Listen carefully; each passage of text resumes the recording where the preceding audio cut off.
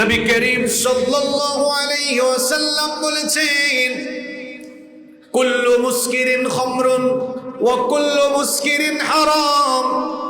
নবীজি বলেছেন, নেশা জাতীয় প্রত্যেকটি দ্রব্যই হলো মাদক, আর যাবতীয় মাদক হলো হারাম। ওয়ামান শারিবাল খামরা ফিদ দুনিয়া ফামাতা ওয়া হুয়া ইউদমিনুহা লাম ইয়াতুব লাম ইয়াশরাবহা ফিল আখিরাহ। নবীজি বলেছেন, এই মাদক হারাম জানা সত্ত্বেও এই মাদক যারা গ্রহণ করবে আর মাদকাসক্ত হয়ে নেশাগ্রস্ত অবস্থায় যারা মৃত্যুবরণ করবে, পরকালে কিয়ামতে তারা জান্নাতের গন্ধ পাবে, জান্নাতের গন্ধ তারা পাবে না। এমনকি জান্নাতের মধ্যে আল্লাহ জান্নাতীদেরকে যে শরাব দিবেন, সেই শরাবের ভেতরে মদও থাকবে, সেটাও তারা পাবে না। আল্লাহ তাআলা জান্নাতীদেরকে অনেক ধরনের শরাব দিবেন। কোরআনুল কারীমে রব্বুল আলামিন এই ব্যাপারে অত্যন্ত চমৎকার করে বললেন। আল্লাহ তাআলা বললেন, মাসালুল জান্নাতিল্লাতী ফুইদাল মুত্তাকুন।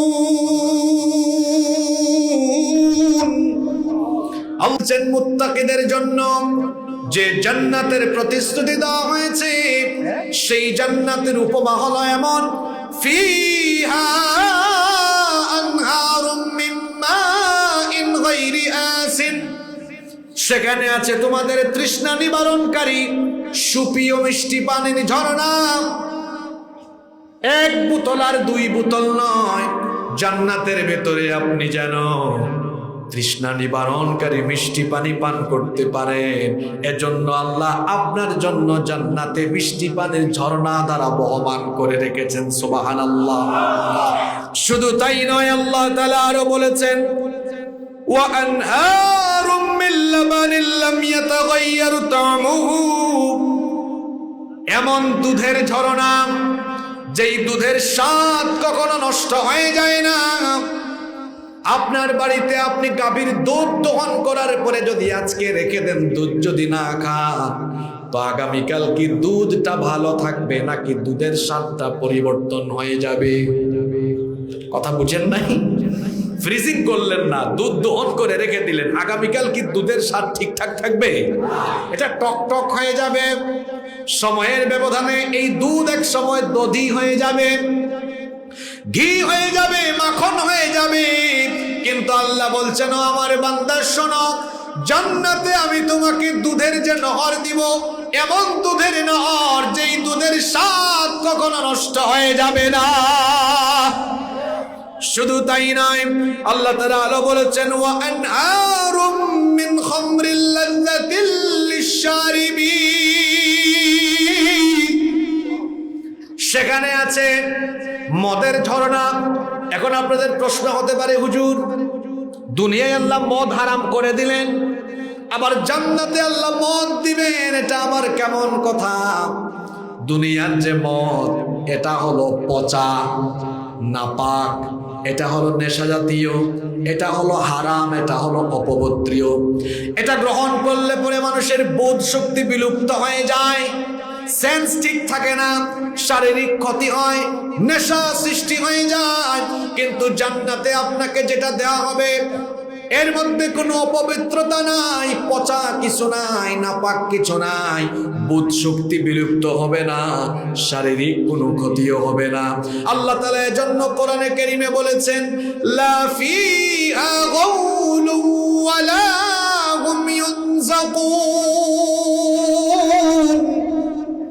জান্নাতে তোমাদেরকে যেটা দেওয়া হবে, তার মধ্যে বোধ শক্তি বিলুপ্ত হয়ে যায় বা শারীরিক কোনো ক্ষতি হয়, এমন কোনো উপাদান সেটাতে দেওয়া থাকবে না।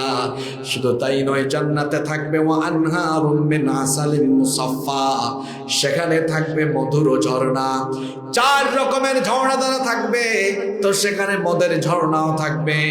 নবীজি বলেছেন, দুনিয়ার এই মদ বা মাদক, এগুলো হলো নাপাক, এগুলো হলো হারাম।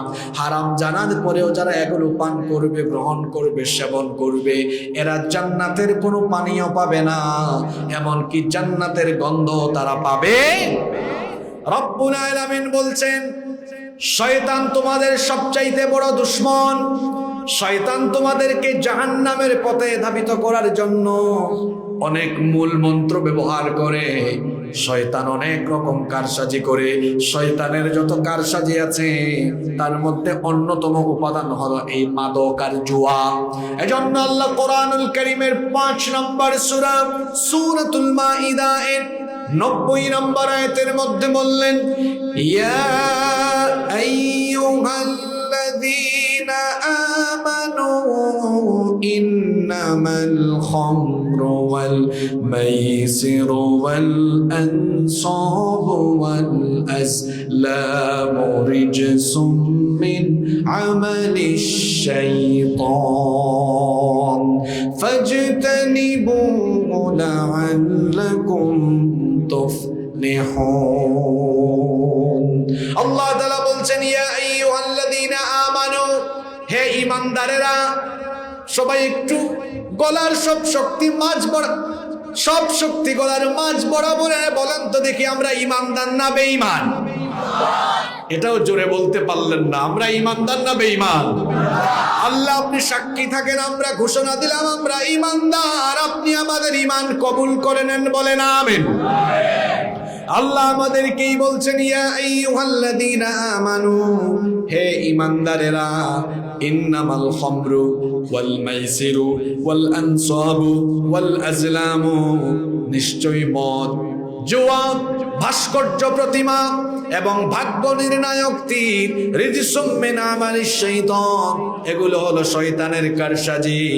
এগুলোর মাধ্যমে শয়তান তোমাদেরকে শয়তানি পথে ধাবিত করে।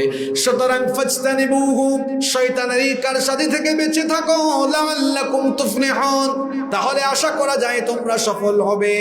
আল্লাহর হাবিব বলেছেন, লা তাশরাবুল খামর, মাদকাসক্ত হয়ো না, মাদক সেবন করো না, মাদক গ্রহণ করো না। ফা ইন্নাহা মিফতাহুন কুল্লু শার, কারণ সকল অশ্লীলতা আর অপকর্মের চাবিকাঠি হলো মাদক।